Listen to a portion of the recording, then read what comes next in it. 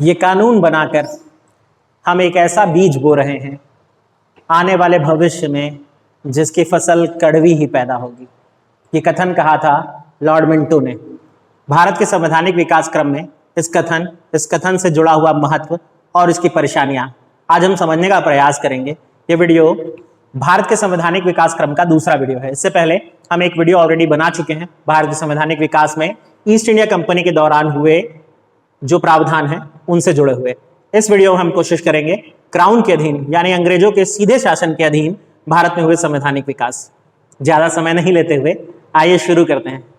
मेरा नाम शेखर है और मैं नॉलेज हब संचालित करता हूं रायगढ़ छत्तीसगढ़ में, आपके अपने छत्तीसगढ़ में। संविधान विकास क्रम का ये मेरा दूसरा वीडियो है और इस वीडियो में हम आज जानने वाले हैं ब्रिटिश शासन के भीतर भारतीय संविधान का विकास। यहां तक हम कैसे पहुंचे?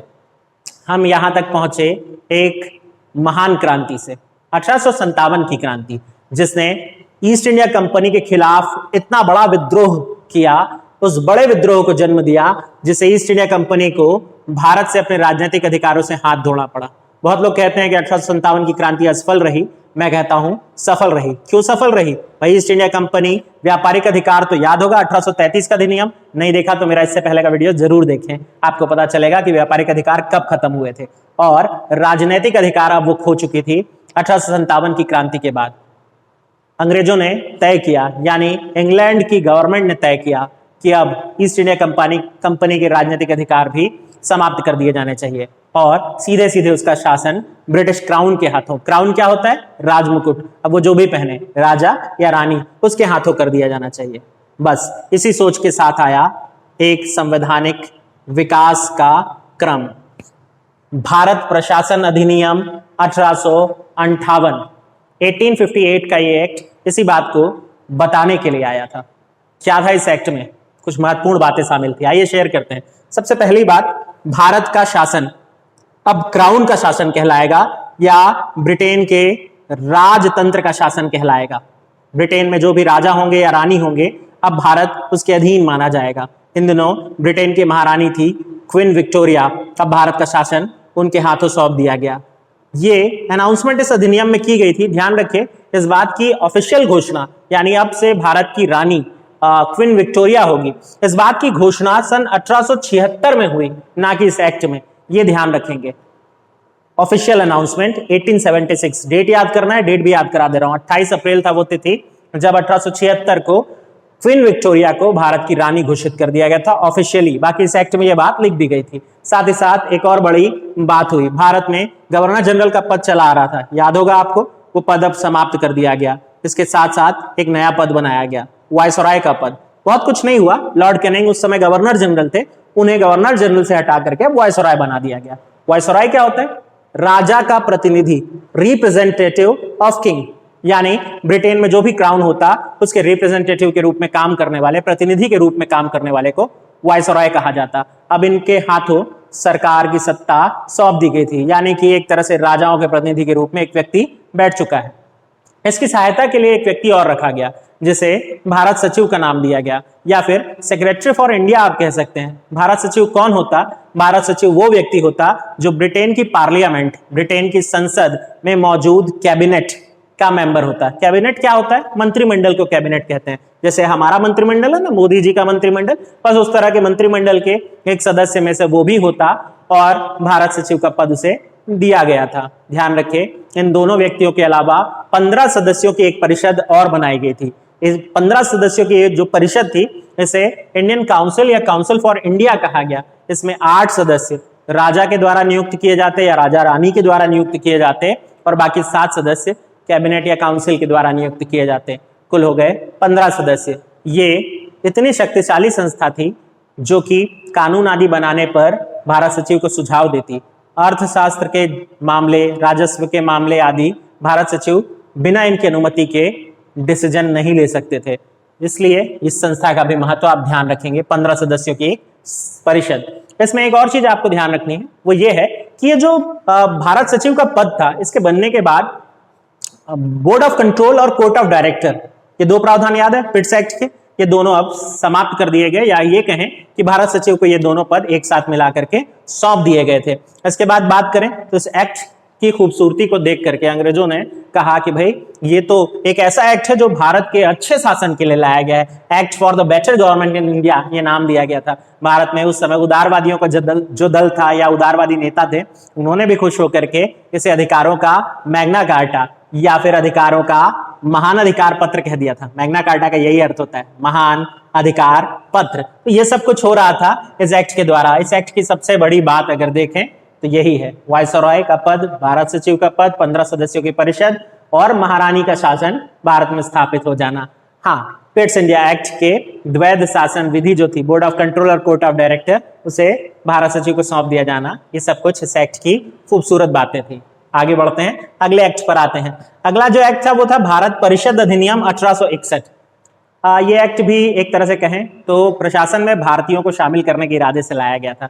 अंग्रेज ये जानते थे कि भाई इतना बड़ा विद्रोह जब हो चुका है, ऐसा विद्रोह दोबारा ना हो, इसलिए बेहतर है कि प्रशासन में कुछ भारतीयों को शामिल कर लिया जाए। तो हम इसे उदारवाद कह सकते हैं, या हम कह सकते हैं इसे समझौते की नीति, आमतौर पर इसे सहयोग की नीति या उदार निरंकुशता की नीति का नाम दिया जाता है। इससे प्रभावित होकर के 1861 का अधिनियम भारत भेजा गया। इस अधिनियम में कुछ खास बातें शामिल थी, जिसमें सबसे खास यही थी कि प्रशासन में अब भारतीयों को भी हिस्सा दिया जाए या शामिल किया जाए। बहुत कुछ तो नहीं, बस कुछ एक सुझाव आदि देने के लिए तो भारतीयों को इसमें शामिल किया गया। साथ ही साथ एक बड़ी बात यह थी, वायसरॉय को अध्यादेश जारी करने का छूट प्राप्त हुआ। काउंसिल या जो इंडियन काउंसिल थी उसके परे, यदि वो काउंसिल अभी कानून बनाने में सक्षम नहीं है या उपस्थित नहीं है, ऐसी स्थिति में वायसरॉय अध्यादेश, ऑर्डिनेंस जारी कर सकते थे। क्या होता है अध्यादेश? अध्यादेश समझ लीजिए एक ऐसा कानून जो अस्थायी है, टेम्परामेंट्री है या कुछ समय के लिए लाया गया है, और यदि वो कानून बनाने वाली संस्था वापस आ जाए तो अध्यादेश अपने आप समाप्त हो जाता है या जारी रहता है। जैसे समझ लीजिए राज्यसभा और लोकसभा नहीं है, ऐसी स्थिति में कानून बनाना है तो राष्ट्रपति अध्यादेश के माध्यम से बनाते हैं। बस वैसा ही प्रावधान, अध्यादेश की उम्र 6 माह से ज्यादा नहीं होती, यहाँ भी ऐसा ही प्रावधान था। इसके अलावा वायसरॉय को ये छूट दी गई कि वो किसी भी प्रांत की सीमा में परिवर्तन कर सके, उसे छोटा बड़ा करना या कोई नया प्रांत बना सके। उन प्रांतों में लेफ्टिनेंट गवर्नर या गवर्नर की नियुक्ति करने की छूट भी वायसरॉय को दी गई थी।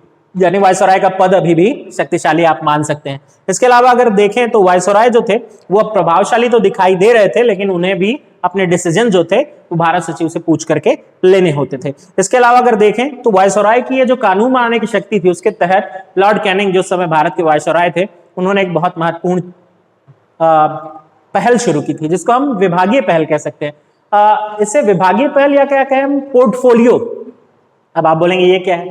तो भाई जैसे आज होता है अलग अलग विभाग होता है, जैसे रेल विभाग, खेल विभाग, जल विभाग, अलग अलग मंत्रियों के पास अलग अलग पोर्टफोलियो या विभाग होते हैं। बस इसकी शुरुआत का श्रेय आप कैनिंग को दे सकते हैं। विभागीय प्रणाली की, यानी अलग अलग मंत्रियों को उनके विभाग सौंप देने की प्रणाली यहीं से शुरू हुई दिखाई देती है। यहाँ 2 सदस्यों को सौंपा जाता था जिसको मनोनीत करते थे वायसरॉय, याद रह जाएगा।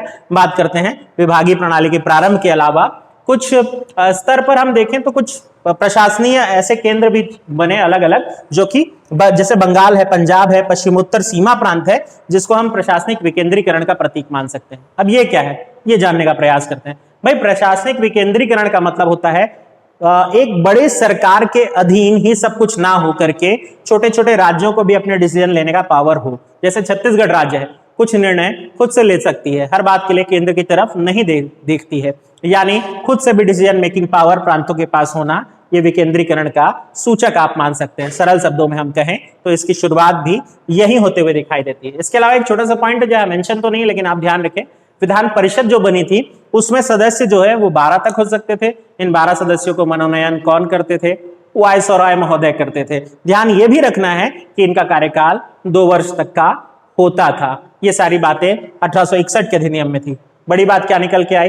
भारतीयों को प्रशासन में शामिल किया जाना, विधान परिषद में उनको हिस्सेदारी दिया जाना, प्रशासनिक विकेंद्रीकरण की शुरुआत, और क्या निकल करके आया? भाई विभागीय प्रणाली। इतना कुछ इस अधिनियम से जानने के लिए काफी है। बात करेंगे दूसरे महत्वपूर्ण अधिनियम की। यह है भारत परिषद अधिनियम 1892। भारत परिषद अधिनियम 1892 कई मायनों में खास दिखाई देता है। क्या खास है, जानने का प्रयास करते हैं स्टेप बाय स्टेप। पहले तो ये जानिए कि इसके आने के पीछे की कहानी क्या है। इसके आने के पीछे दो बड़ी वजह है, एक कांग्रेस की स्थापना और दूसरा एल्बर्ट बिल विवाद। कांग्रेस की स्थापना 1885 में हुई थी, जब 28 दिसंबर 1885 कांग्रेस की स्थापना जब हुई, तो शुरुआत में उसका उद्देश्य भारत की आजादी ना हो करके एक ऐसे समाज की स्थापना करना था जहां अंग्रेजों का शासन बहुत क्रूर ना हो, भारतीयों के साथ सहयोग के रूप में वो आगे बढ़े। इस तरह की मांग के साथ कांग्रेस की स्थापना हुई थी। आगे चल के कांग्रेस भारत की आजादी की मांग करने लगी। एल्बर्ट बिल विवाद क्या था? एल्बर्ट बिल विवाद अगर कहें तो समझ सकते हैं, एल्बर्ट एक व्यक्ति हैं जो जज हैं, समझ लीजिए। एक भारत में वायसरॉय आए थे, रिपन, कहते हैं बहुत उदारवादी थे, भारतीयों के लिए अच्छा सोचते थे। उन्होंने अच्छा क्या सोचा? उन्होंने आईआईटी रुड़की में पढ़ने वाले छात्र जो कि भारतीय थे और अच्छे स्तर पर पास होते थे, उनके लिए बड़े पदों की व्यवस्था, या फिर लॉ की पढ़ाई किए हुए भारतीय छात्रों को जज आदि के पद पर बैठने की छूट आदि की व्यवस्था की थी। इस बात से अंग्रेज नाराज थे कि गोरों का फैसला कोई भारतीय कैसे कर सकता है। इस बात को लेकर श्वेत विद्रोह हो गया। श्वेत विद्रोह इतना भड़क चुका था कि इस बात को दबाने के लिए कुछ तो कुछ करना जरूरी था। एल्बर्ट बिल पूरी तरह से पारित तो नहीं हो पाया, रिपन को भी इस्तीफा दे करके जाना पड़ा। आमतौर पर अच्छा काम करने वाले के साथ यही हो जाता है। लेकिन यहाँ इन सब कारणों के द्वारा ही हम समझ सकते हैं कि भारत परिषद अधिनियम का जन्म हुआ। इस अधिनियम में अगेन हम कहें तो भारतीय जो लोग थे उनको परिषद में और अधिक शामिल किया जाने लगा, ताकि भारतीयों को यह ना लगे कि उनके साथ अन्याय हो रहा है। परिषद में सदस्य संख्या बढ़ा दी गई, कम से कम 10 अधिकतम 16 सदस्य हो सकते थे। लेकिन यहाँ यह ध्यान रखना है, सरकारी सदस्य हमेशा ज्यादा रहेंगे, गैर सरकारी कम रहेंगे। परिषद में कभी भी गैर सरकारी सदस्यों की संख्या ज्यादा ना हो, इसका ध्यान रखा गया। दूसरी बड़ी बात थी कि जो सदस्य थे उन्हें बजट पर प्रश्न पूछने का अधिकार दिया गया। अभी सिर्फ प्रश्न पूछ सकते थे, हालांकि उसका उत्तर देने के लिए सामने वाला मजबूर नहीं था, लेकिन कम से कम ये तो था कि हम बजट आया तो बजट पे सवाल पूछे कि ऐसा बजट क्यों आया, वो उत्तर दे देता इसलिए आया, आप क्या कर लेते। लेकिन हाँ, सवाल हम पूछ सकते थे। इसके अलावा प्रांतीय विधानमंडल भी जो थी उनका भी संख्या बढ़ाया गया, कम से कम 8 अधिकतम 20 सदस्यों के साथ। प्रांतीय, वो मैं आपको बताया था, प्रांतों में भी अलग अलग विकेंद्रीकरण की शुरुआत हो गई थी। तो प्रांतीय विधानमंडल में कम से कम 8 और अधिक से अधिक 20 सदस्य शामिल हो सकते थे। इस एक्ट में हमने देखा था विकेंद्रीकरण के दौरान। तो भाई यहां पर इसके जो सदस्य थे वो भी सवाल आदि पूछ सकते थे। 6 दिन का समय मिलता उत्तर देने वाले को, उसके बाद भी नहीं देना चाहता तो नहीं बोल सकता था। लेकिन हाँ, प्रश्न सार्वजनिक हित में है तो पूछ सकते थे। प्रश्नकाल में भी तो यही होता है संसद का, अगर आप विधि देखते होंगे तो। इसके अलावा अप्रत्यक्ष चुनाव की शुरुआत होना, ये इस एक्ट की सबसे बड़ी बात है जो आपको याद रखनी है। क्या होता है अप्रत्यक्ष चुनाव? सरल शब्दों में कहूं, वो जिसमें आप और हम सीधे सीधे वोट नहीं देते ना, उसे अप्रत्यक्ष चुनाव कहते हैं। तो फिर कौन चुनते हैं? जिन्हें हमने चुना है वो चुनते हैं। राष्ट्रपति का चुनाव जानते हैं ना, आप थोड़ी ना वोट देने जाते हैं, लेकिन आपने जिनको चुना है वो उनके लिए वोट देते हैं। इसे अप्रत्यक्ष चुनाव कहते हैं। तो हो ये रहा था कि जो केंद्रीय विधानमंडल था उसके कम से कम 5 सदस्यों को चुनने का अधिकार कुछ संस्थाओं को दिया गया, जिनमें नगर पालिका आती थी, जिला बोर्ड आते थे या विश्वविद्यालय आदि आते थे। इनके सदस्य मिल करके नाम भेजते और वो 5 सदस्य यदि चुन लिए जाते तो भैया वोट पा जाते, तो उनको केंद्रीय विधानमंडल में शामिल किया जाता। तो एक तरह से अप्रत्यक्ष निर्वाचन की शुरुआत इस अधिनियम में होती हुई दिखाई देती है। और इसके बाद आया वो एक्ट जिसकी बात से हमने वीडियो शुरू किया था। एक्ट था भारत परिषद अधिनियम 1909। 2 लोग इसमें शामिल हैं। इसे मार्ले मिंटो सुधार अधिनियम कहा जाता है। कौन है मार्ले? मार्ले यहाँ भारत सचिव हैं। मिंटो कौन है? मिंटो भारत के वायसरॉय है। वो वायसरॉय जो लॉर्ड कर्जन से भी एक कदम आगे निकला। लॉर्ड कर्जन याद है, 1905 में उसने बंगाल को 2 भाग में तोड़ दिया था।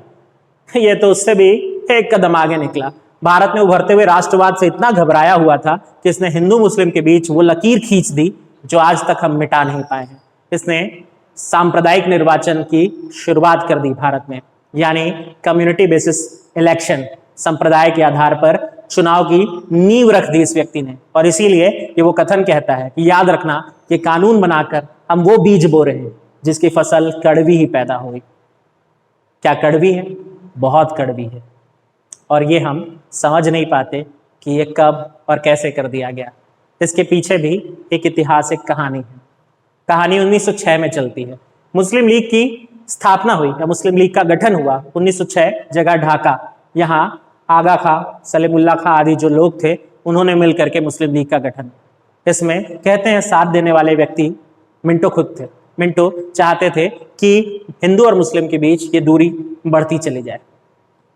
अब हुआ ऐसा ही, और इस एक्ट की सबसे बड़ी बात यही थी, सांप्रदायिक निर्वाचन की छूट, यानी मुस्लिम क्षेत्र में मुस्लिम व्यक्ति ही खड़ा हो और उसे मतदान करने वाले भी मुस्लिम ही हो। आप कल्पना करिए इस तरह का चुनाव क्या आज हम नहीं देखते? यही तो हो रहा है, जाति धर्म आदि के नाम पर चुनाव, और उसकी नींव रखी जा चुकी थी, लेकिन हम आगे बढ़ते हैं।